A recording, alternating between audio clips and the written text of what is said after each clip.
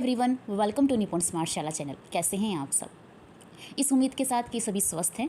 लेकर आई हूँ आज एक नई वीडियो, और ये वीडियो फुली डेडिकेटेड है सीआरसीज को, जिनको एफएलएन विजिट करनी है। प्राइमरी टीचर्स अगर इस वीडियो को देख रहे हैं तो वो देख भी सकते हैं और स्किप भी कर सकते हैं। प्राइमरी टीचर्स अगर इस वीडियो को देखेंगे तो उन्हें ये पता लग जाएगा जब सीआरसी विजिट पर आएंगे तो वो क्या क्या चीज़ें अपनी क्लास में ऑब्जर्व करेंगे। ठीक है जी, तो आपकी क्लास में जो ऑब्जर्वेशन होगी उसका पता आपको थोड़ा आइडिया होगा, आप उसके मुताबिक अपनी क्लास में आगे काम भी करा सकते हैं। ठीक है जी, अब बात करते हैं सीआरसीएस के लिए। तो सभी सीआरसीएस को सबसे पहले मेरा नमस्कार। और जैसे कि आप सभी को पता है कि आप सभी की एफएलएन विजिट स्टार्ट हैं काफ़ी टाइम से, और अब तक आप एक गूगल फॉर्म के माध्यम से अपनी एफएलएन विजिट को दर्ज कर रहे थे। लेकिन अब विभाग के द्वारा एक मेंटर ऐप आ चुकी है जिसमें आपको अब अपनी एफएलएन विजिट को फिल करना होगा, और वहीं से आपकी विजिट काउंट होंगी और आगे डैशबोर्ड पर स्टेट लेवल पे, डिस्ट्रिक्ट लेवल पे वो शो होंगी कि आपने किस तरीके से ऑब्जर्वेशन की है क्लास में और क्या डाटा आपने फिल किया है। तो सबसे पहले जानते हैं कि ये मेंटर ऐप कैसे डाउनलोड करनी है, कैसे इस पर लॉगिन करना है, कैसे विजिट का शेड्यूल करना है, कैसे एमआईएस से सिंक करना है, क्या क्या इसमें स्टेप बाय स्टेप आपको ऑब्जर्वेशन करनी होंगी और भरनी होंगी। तो आइए जानते हैं। तो इसके लिए सबसे पहले हम जाएंगे प्ले स्टोर पर, जहाँ से हम इस ऐप को इंस्टॉल करेंगे। तो आइए जी, तो सबसे पहले प्ले स्टोर पर हम जाते हैं और वहाँ जाकर हम निपुण मेंटर ऐप को डाउनलोड करते हैं। सर्च बार में जाके आप निपुण मेंटर ऐप लिखकर सर्च करेंगे, और जैसे कि आपको सबसे पहला आइकन दिखाएगा निपुण हरियाणा मेंटर ऐप, तो आप इसको इंस्टॉल कर लेंगे। मैंने इसको इंस्टॉल किया हुआ है और यहाँ पर मेरा अपडेट आ रहा है, तो मैं इसे अपडेट कर लेती हूँ, लेकिन आप अपने यहाँ पर इंस्टॉल कीजिएगा। सबसे पहले इसके आइकन के ऊपर हरियाणा का मैप है और नीचे लिखा हुआ है मेंटर।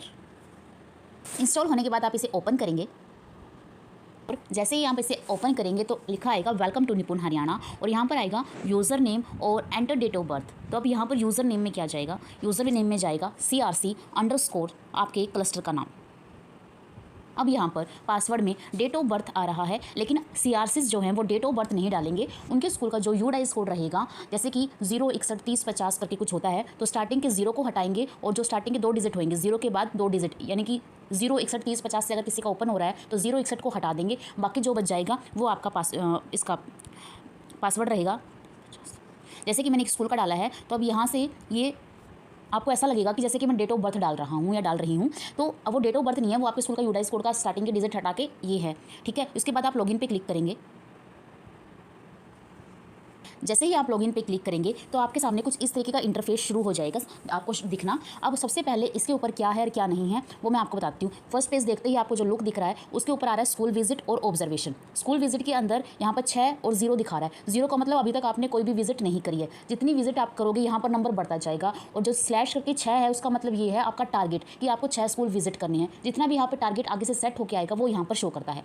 अब ऑब्जर्वेशन पे 12 लिखा हुआ है। 12 का मतलब ये है कि वो 6 का दुगना हो रहा है, यानी कि आपको हर एक ऑब्जर्वेशन पे, यानी कि जब भी आप स्कूल विजिट करने जाएंगे, अगर 6 है तो हर एक स्कूल में 2 क्लास आपको विजिट करनी ही होंगी, यानी कि 6 गुना 2 12, तो 12 आपकी ऑब्जर्वेशन होंगी। और यहाँ पे जो स्कूल विजिट टारगेट आ रहा है ना, वो यूनिक स्कूल्स का आता है। ये नहीं है कि आप एक ही स्कूल को 2-2 3-3 बार फिल करेंगे, नहीं, ऐसा नहीं होगा। आप यूनिक स्कूल को भरेंगे, एक बार एक। अगर आपके स्कूल में क्लस्टर में अगर स्कूल कम है उस केस में आप रिपीट कर सकते हैं। अदरवाइज अगर आपके क्लस्टर में स्कूल 6 के 6 यूनिक है, या जितने भी आपका टारगेट मिलता है उतने यूनिक है, तो आप यूनिक स्कूल की विजिट करेंगे। ठीक है जी, इसके बाद आपको मैं और जो चीज़ें हैं वो बता। इसके बाद ये देखिए आपके लेफ्ट हैंड साइड में आपको 3 लाइनें नज़र आ रही हैं, आप इन पे क्लिक करेंगे तो यहाँ पर आपको शो होता है आपकी प्रोफाइल। सीआरसी मेंटर दिखा रहा है, फिर dashboard, profile, past visit, help desk, sync with MIS, survey और लॉग आउट। तो सबसे पहले डैशबोर्ड पे आपको क्लिक करके दिखाती हूँ कि डैशबोर्ड जब आप क्लिक करेंगे तो आपको यही चीज़ें शो कर जाएंगी।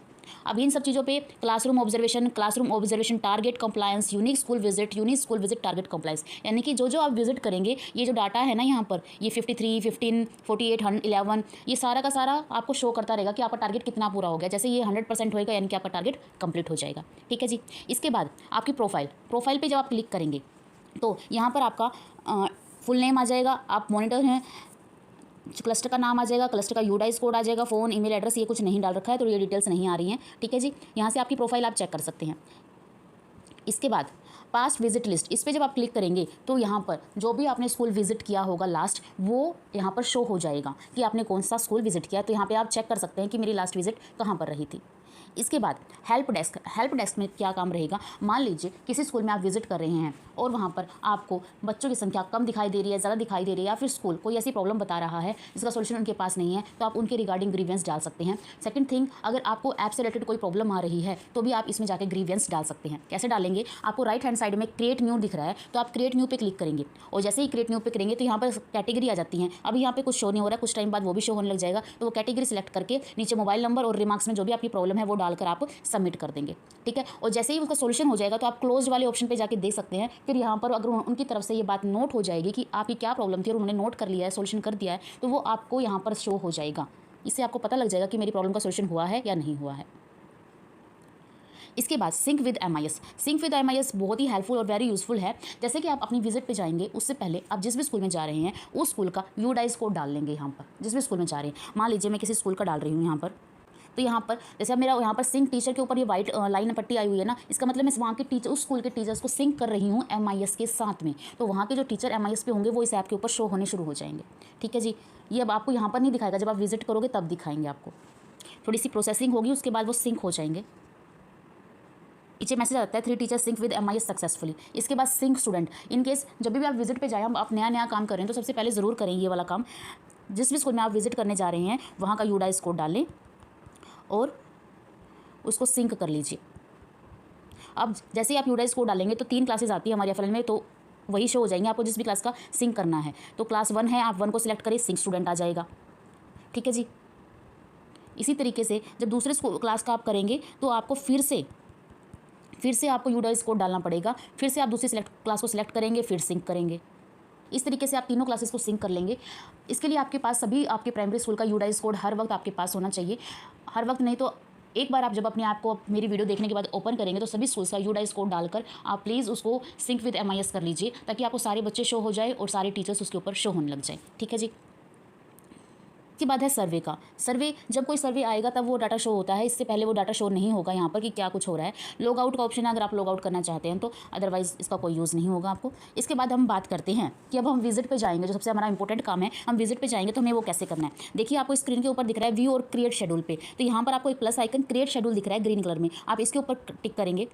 जैसे ही आप इस पर क्लिक करेंगे आपको सिलेक्ट स्कूल आएगा, सिलेक्ट डेट आएगी। जैसे ही आप सिलेक्ट स्कूल करेंगे तो आपको आपके क्लस्टर के स्कूल्स नजर आएंगे, दूसरे क्लस्टर के नजर नहीं आ रहे हैं, आपको आपके क्लस्टर के स्कूल नजर आएंगे और जितने भी स्कूल होंगे वो सारे के सारे आपको यहाँ पर नजर आ जाएंगे। मान लीजिए मैं एक अपने प्राइमरी स्कूल की विजिट को दिखा रही हूँ, तो मैंने स्कूल को सिलेक्ट किया है। इसके बाद सिलेक्ट डेट, आप जिस दिन विजिट करने जाएंगे कैलेंडर पे ऑटोमेटिकली वो डेट ही सिलेक्ट होगी, आगे पीछे डेट सिलेक्ट नहीं होगी। मान लीजिए आज की डेट में मैं ये कर रही हूँ, इसके बाद मैं इसको सेव कर दूँगी। यहाँ पर मैसेज जनरेट हो जाएगा schedule has been created successfully, और आपको शेड्यूल में जाते ही ये नजर आ जाएगा गवर्नमेंट प्राइमरी स्कूल चा। अब आप देखेंगे आपके स्क्रीन के ऊपर जिसका आपने शेड्यूल क्रिएट किया था कि इस तारीख को मुझे ये विजिट करनी है, तो वही स्कूल शो हो जाएगा। अगर आप चाहते हैं पहले से ही कि मैं पहले से शेड्यूल क्रिएट कर दूं अपने 6 के 6 स्कूल का कि इस डेट को मुझे जहाँ जाना है ताकि मुझे याद रहे, तो आप इकट्ठा भी क्रिएट कर सकते हैं डेट के वाइज। अब प्राइमरी स्कूल का मैं करना चाहती हूँ तो मैं इसके ऊपर करूँगी क्लिक और यहाँ से हो जाएगा मेरा स्टार्ट शेड्यूल। ये आपको तभी स्टार्ट करना है जब आप किसी स्कूल के अंदर गेट के ऊपर खड़े होंगे, तभी, क्योंकि उसमें आपका टाइम जाता है कि आपने किस टाइम पे आप क्या कर रहे हैं। अब यहाँ पर आता है सबसे पहले टेक फोटो, तो आपको क्या करना है, फ़ोटो लेनी है या फिर सेल्फी लेनी है, लेकिन बैकग्राउंड में आपके उस स्कूल का नाम आना चाहिए। क्लियरली आपकी फ़ोटो और बैकग्राउंड में उस स्कूल का नाम नजर आना चाहिए। अगर आप डायरेक्ट अपनी फ़ोटो अपलोड कर रहे हैं या फिर डायरेक्ट आप स्कूल की फ़ोटो कर रहे हैं, उस केस में आपकी विजिट नहीं मानी जाएगी। आपको बोर्ड के साथ में ही फ़ोटो लेनी है जहाँ भी स्कूल का नाम लिखा होगा, ठीक है जी। अब टेक फ़ोटो है, आप उस पर क्लिक करेंगे।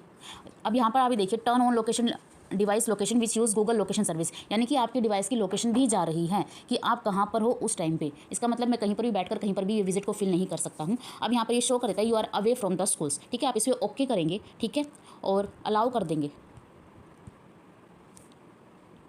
अब यहाँ से आप कैमरा एक्टिव हो जाएगा और उसके बाद आपको फोटो लेनी है। इस टाइम पे मैं ये वीडियो अपने घर से बैठ के बना रही हूँ, तो मैं यहाँ की फ़ोटो क्लिक कर देती हूँ। मेरे पास और कोई फ़ोटो नहीं है। आप जाके उस पर जब आप जाएंगे तब अपनी स्कूल की फ़ोटो क्लिक करना। उसके बाद आप ओके पे प्रेस करेंगे नीचे और यहाँ से आपकी फ़ोटो सिलेक्ट हो जाएगी और फिर आता है यूज़ पिक्चर और रीटेक पिक्चर, तो यहाँ से आप यूज़ पिक्चर पे क्लिक कर देंगे। अब आपकी फ़ोटो कंप्लीट दिखाएगी। इसके बाद आपको करना है सिलेक्ट क्लास और टीचर। अब आपको सिलेक्ट क्लास करना है। क्लास 1 अगर आप ऑब्जर्व करें तो 1 पे टिक करें। सिलेक्ट सेक्शन में अगर हिंदी मीडियम है तो हिंदी, इंग्लिश मीडियम है तो इंग्लिश आ जाएगा ऑप्शन। यहाँ पर स्कूल में हिंदी मीडियम है तो हिंदी आ रहा है। सिलेक्ट टीचर, अब स्कूल के अंदर टीचर को सिलेक्ट करना दिखा रहा है। अब यहाँ पे search teacher by employee code है। अब यहाँ पर कोई टीचर आपके ऐप पे जिस स्कूल का ये था, मैंने उसको सिंक नहीं कर रखा था, तो मुझे वो सिंक करना चाहिए था, लेकिन मेरा नहीं हुआ। अब मैं उस टीचर को select teacher by employee code से सर्च करना पड़ेगा मुझे। तो यहाँ पर मैं एक टीचर का नाम डाल रही हूँ। यहाँ पर आप उस टीचर की एम्प्लॉय आईडी डालकर सर्च करेंगे तो वो टीचर आ जाएगा। ठीक है, अब आप ये देखिए कि अब ऐसा क्यों करना पड़ रहा है कहीं। अब आप ये सोचिए कि ऐसा क्यों करना पड़ रहा है कि मुझे एम्प्लॉयड आईडी डालकर भी सर्च करना पड़ रहा है और वो आ रहा है। कहीं कहीं कुछ स्कूल्स में कुछ टीचर डेपुटेड हैं, तो उन डेपुटेड टीचर्स वो MIS पर नहीं दिखाएंगे उस स्कूल के, तो उनको हमें एम्प्लॉय आईडी डालकर सर्च करना पड़ेगा। जैसे मैंने इस टीचर को सर्च किया है, अब मैं क्या करूँगी, इस टीचर पर क्लिक करूँगी और इसके बाद जो भी सब्जेक्ट होगा वो हमें चूज़ करना है। मैं यहाँ पर आपको हिंदी और मैथ्स सिर्फ 2 ही ऑप्शन आएंगे, इंग्लिश नहीं आएगा, इन्हीं की हमें ऑब्जर्वेशन करनी होती है। मैं आपको हिंदी दिखा रही हूँ, मैथ्स आप जब भी आप विजिट करें आप चेक कर सकते हैं। हिंदी पे क्लिक किया, उसके बाद मैं कंटिन्यू करूँगी।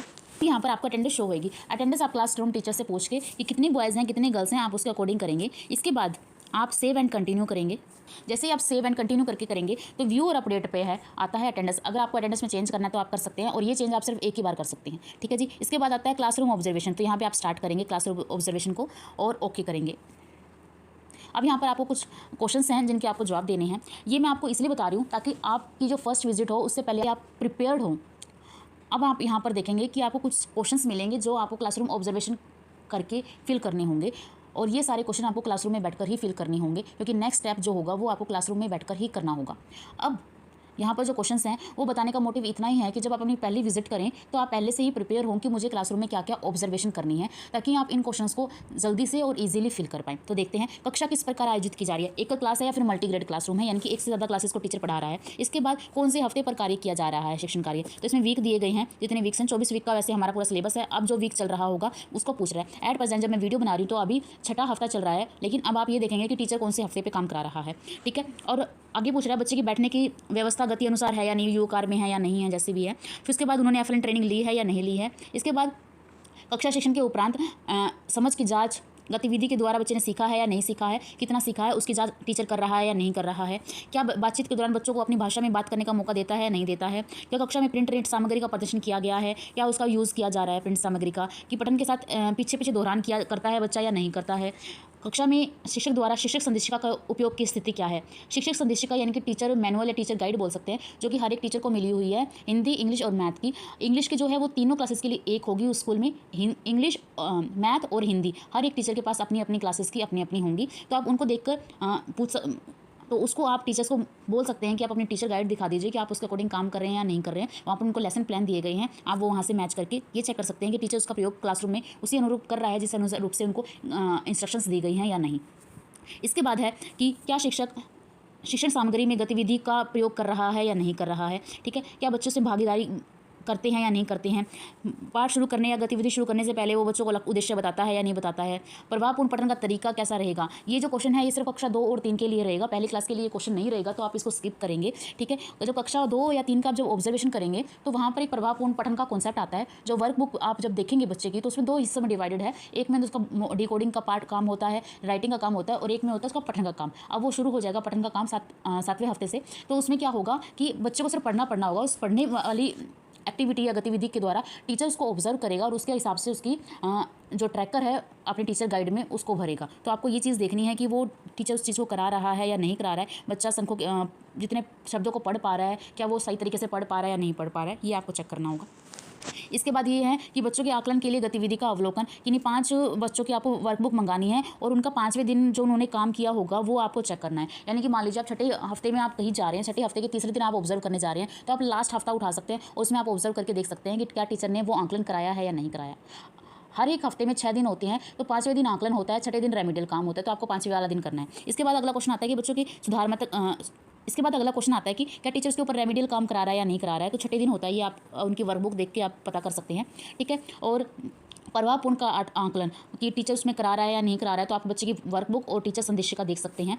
ठीक है, जो बच्चे पिछड़ रहे हैं, आप क्या टीचर उनसे अलग से बात करता है, उन्हें अलग से काम देता है या नहीं देता है, वो चीज़ें हैं। क्या कार्य पुस्तिका पर 5 बच्चों की कार्य पुस्तिका देखनी है, क्या टीचर उसको प्रॉपर्ली चेक कर रहा है या नहीं कर रहा है। ठीक है, वो चीज़ें आएंगी। क्या टीचर साप्ताहिक और सावधिक ट्रैकर भर रहा है या नहीं, ये उसकी टीचर गाइड के लास्ट में आप देखेंगे, वहाँ पर एक ट्रैकर बना हुआ है। तो उसके अंदर 2 तरह के ट्रैकर है, एक सावधिक ट्रैकर है और एक साप्ताहिक है। तो सावधिक ट्रैकर अभी नहीं भरा जाएगा, वो मिड में होता है, सितंबर या अक्टूबर में जाके होएगा। ठीक है, और दिसंबर में होता है, वो अभी नहीं भरा जाएगा, वो खाली मिलेगा आपको। लेकिन वीकली ट्रैकर होता है कि वीकली बच्चा को क्या कर रहा है वो भरा जाता है, तो वो आपको चेक करना होगा। इसके बाद टीएलएम का यूज़ हो रहा है या नहीं, टीचर ने लो कॉस्ट टीएलएम बनाई है या नहीं, पीटीएम आयोजित की गई है नहीं। आप टीचर से पूछेंगे कि लास्ट पीटीएम कब हुई थी, तो वो डेट आप सिलेक्ट करेंगे कैलेंडर पे से। समय सारणी का पालन किया जा रहा है यानी डिपार्टमेंट की तरफ से, एक निपुण हरियाणा की तरफ से एक टाइम टेबल बना के दिया गया था, वो क्लासरूम में फॉलो हो रहा है या नहीं हो रहा है, वो आपको देखना है।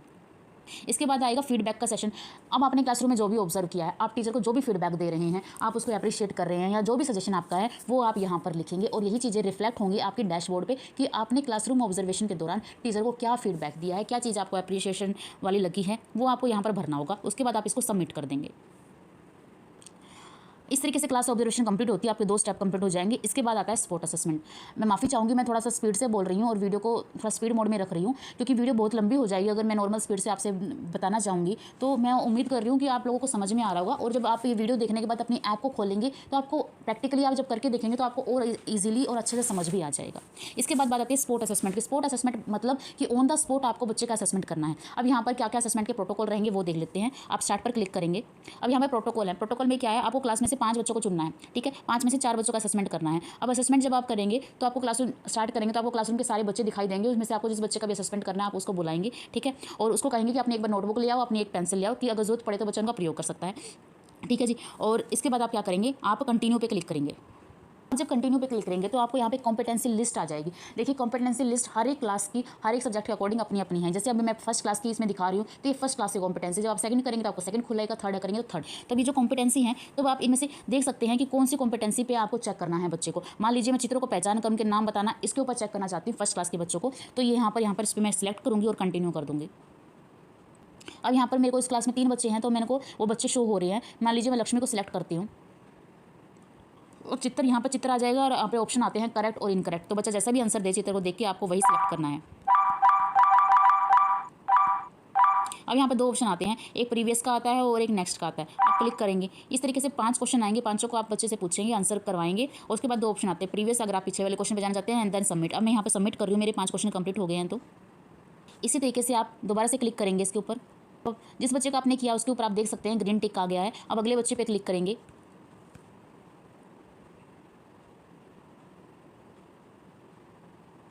उसी तरीके से क्वेश्चन आएंगे आपको, जब बच्चों से पूछने हैं और जवाब लेने हैं और आपको सबमिट कर देने हैं।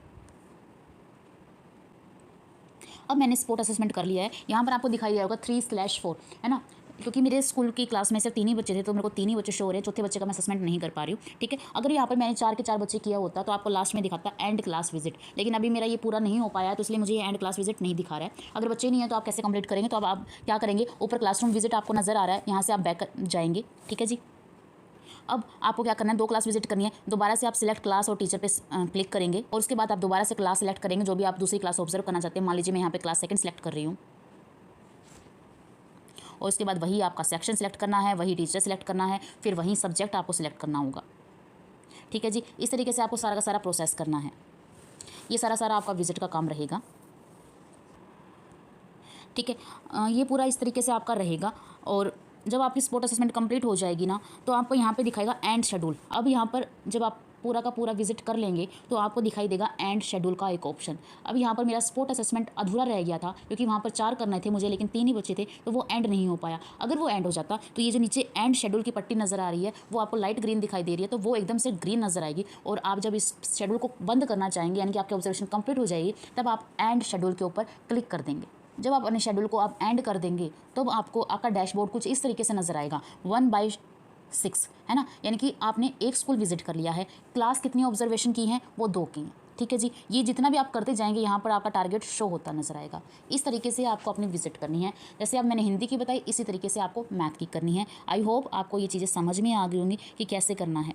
ठीक है जी, अगर फिर भी कोई आपका डाउट है, कोई भी क्वेश्चंस हैं, तो आप मुझसे इसी वीडियो के कमेंट बॉक्स में जाके आप मुझे कमेंट लिखकर पूछ सकते हैं कि क्या प्रॉब्लम है, कैसे करना है। ठीक है जी, उम्मीद करती हूँ आपको समझ में आया होगा। आई नो कि मैंने थोड़ा सा स्पीड से बोला है, लेकिन ये भी मैंने आप लोगों को ध्यान में रखते हुए बोला है। ठीक है, और अगर आपको ये वीडियो अच्छी लगी है तो प्लीज़ वीडियो को लाइक ज़रूर करें, चैनल को सब्सक्राइब भी ज़रूर कर लीजिएगा, और प्लीज़ अपने सभी साथी जो भी हैं आपके, उनके साथ इस वीडियो को ज़रूर शेयर कीजिएगा। और आप लोग कहाँ से ये वीडियो देख रहे हैं, प्लीज़ मुझे अपने ब्लॉग या डिस्ट्रिक्ट का नाम ज़रूर मेंशन करें, ताकि मुझे ये पता लग जाए कि मेरी वीडियो कहाँ तक पहुँच रही है और किन किन लोगों की हेल्प हो पा रही है। सो सभी CRC को धन्यवाद वीडियो देखने के लिए, और नमस्कार।